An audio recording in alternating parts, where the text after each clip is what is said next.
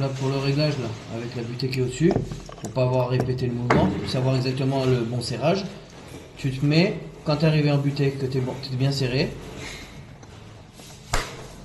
tac, tac, tac, hop, tu serres, et voilà, ta butée est faite. Du coup maintenant, dorénavant, à chaque fois, tu pourras pas serrer plus. Voilà, ça va gérer ta course, ta fin de course. Elle est métallique, donc même si tu la fais tomber sur le sol, tu n'auras pas de problème. Comme je t'avais montré à Artibat, ils ont des modèles en plastique faits plus pour les bricoleurs. Du coup, bah, au one shot, ça te coûte moins cher, mais ça fait exactement la même chose en termes de réglage. C'est la même chose, sauf que c'est du plastique. Voilà. Et il y a un petit ressort qui fait que tu n'as pas besoin de faire l'effort de reculer quoi. Regarde ça.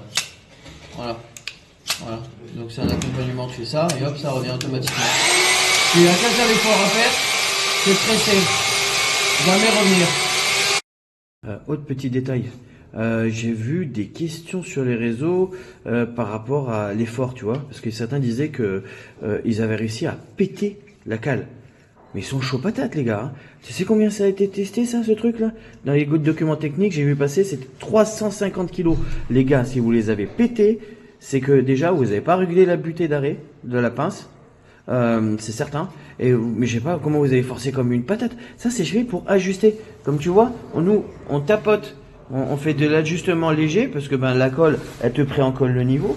Mais après, toi, tu fais ça. Tac, c'est pour bloquer la position. Mais en fait, ça va tout seul. T'as entendu? Ça fait clic, clic, clic. Il n'y a pas des...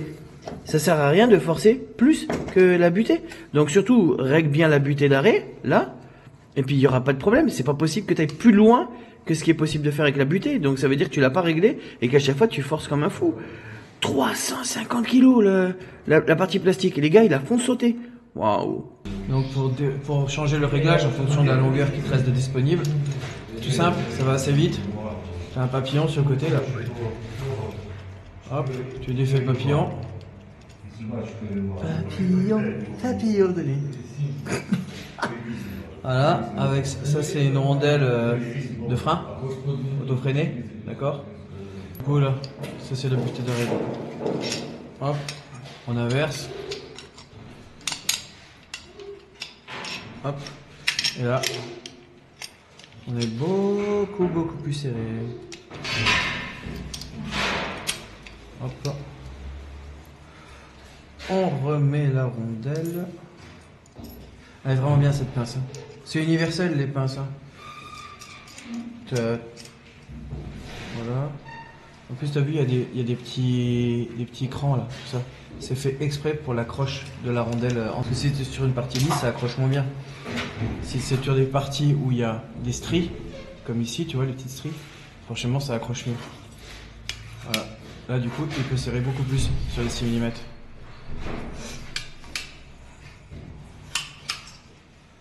Ouais, d'ailleurs, attends.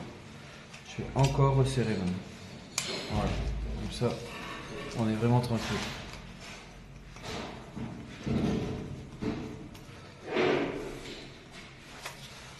Voilà, là on est vraiment serré.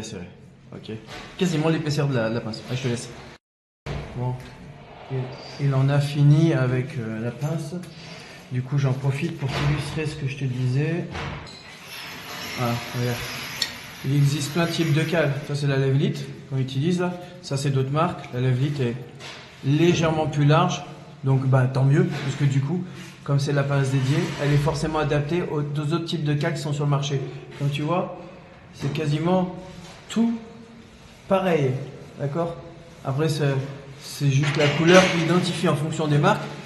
La Levlite est légèrement plus longue et légèrement plus large. Donc, légèrement plus d'assises. Voilà. Après, en termes de résistance, si, celle-ci est plus souple. Plus souple. Regarde.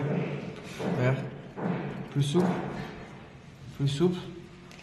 Et celle-ci plus rigide. Ah bah du coup, ça plaque mieux. Ah bah sur ça. Voilà. Parce qu'en plus, les gars, tu vois, ils avaient l'habitude de travailler avec celle-ci. Et maintenant, ils aiment bien celle-ci, du coup, de se faire livrer. Du coup, regarde la largeur. Quand tu mets ça vient à l'arrière. Là. Donc, la partie plate, là, du coup, vient poser à l'arrière. Et ça vient en fonction de la largeur de ta cale. Donc forcément, si celle-ci c'était la plus large, bah forcément, pareil, elle est adaptée aux autres. Ça c'est de la démonstration. Ok. Donc ça, c'est des pinces universelles. Une fois que tu l'as acheté, normalement, tu te fais toutes les cales du marché. Ça rime? Ça faisait longtemps.